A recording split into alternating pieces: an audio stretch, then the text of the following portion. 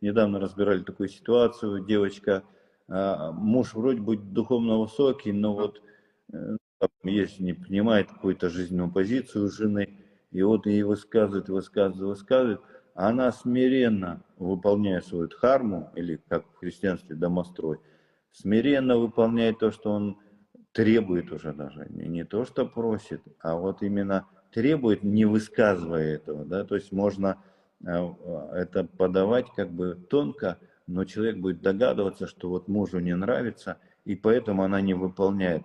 Она идет против себя, она идет там против своих детей, но, служа мужу, выполняет истинно свою дхарму, служение мужа. И муж начинает резко отрабатывать. Почему? Потому что если девушка, ну или жена, не включается в процесс мщения ненависти, то тогда за нее вступается Бог. И мужу сразу